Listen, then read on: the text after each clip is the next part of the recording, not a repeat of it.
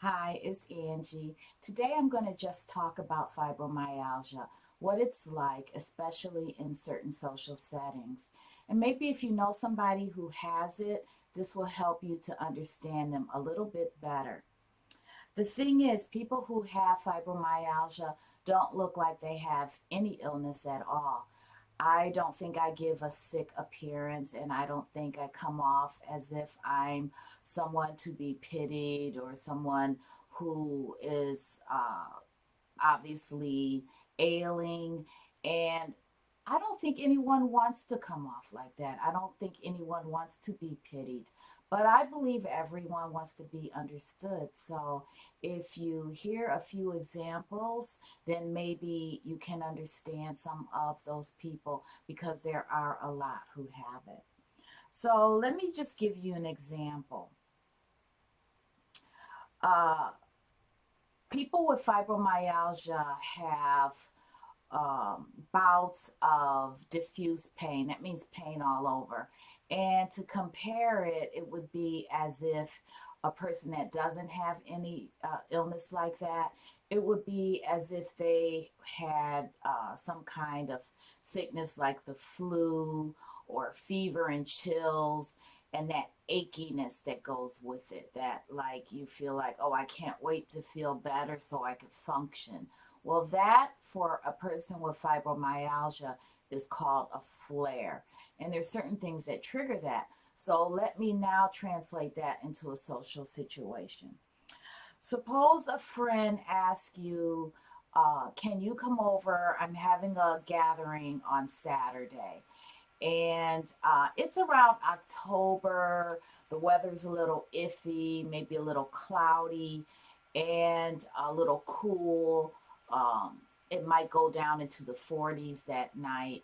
So you automatically think, what's the weather gonna be like? And the reason why you want to know that in your mind is because that could be your trigger. For me, it is cold weather or air conditioning or anything that would give me a little bit of a chill, or, sometimes you feel the cold in your bones. Well, for someone with fibromyalgia, any of those kind of sensory feelings is magnified. So my first thought is, uh, yes, I'm a social person. I like to be around people. I want to have fun, but I don't want to be sick. So how do I answer this person? Um, Most people realize that if you consistently don't show up, you're not going to be invited again. People also realize that you don't want to use, oh, I would, but I might not be able to because I have fibromyalgia. Wah, wah, wah. So, what do you do in a situation like that? You know, you might get cold. They say there's going to be a bonfire. For anyone, if you've been to a bonfire like I have, you know that you might be warm in the front of you where the fire is, but behind you is going to be cold and chilled. So you'll have that uh, off kind of feeling temperature wise. I love bonfires. I love fires. I love things in nature that to me are to me beautiful, and fire is one of them.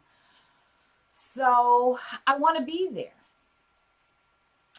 But then again, I don't want to be sick or hurting for the next 2 days. So some people, though, their flares are triggered by heat, a room that's too hot, or weather that's too hot, and they go through the same things. But mine happens to be cold, so that's why I'm using this example. Air conditioning. Ugh. And I have very important meetings that I need to or want to be at, but I know it's going to be air conditioning. So I might wear shawls and stuff like that and just try to just deal with it because I need to be there or I have to be there.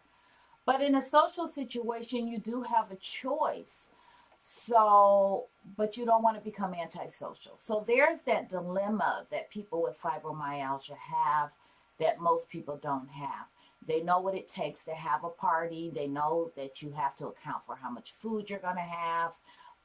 You might want to have a party yourself, but so you have to decide, or choose what you're going to go ahead and um, bear up with, or hope that you're going to have a good day, or just decline because you just don't feel like you're up to it. You just came out of a flare recently. So that's one of the things I want to let you know. And then another one is you go to a reception, you have fibromyalgia, you know that you need to pace yourself, you know you need to take your time and not overdo. But there's good music playing and you love dancing and you used to dance all the time. So you dance and dance and dance. And you know that by the time you get home, your knees no longer work and you can barely make it up the steps. And you will be sitting around like a pathetic thing for a while saying, why did I do that? But on the outside, guess what? Because I've heard it from people who didn't realize I had fibromyalgia. I thought Susie had fibromyalgia. Did you see her out on the dance floor? I knew she was a whiner. Oh, she's crazy. She doesn't have anything. Nobody could dance like that and be sick. Well, yes, people could dance like that and be sick. So I just wanted to give you an idea. And then later on, we'll talk about something else. Okay, thank you for listening. Bye bye.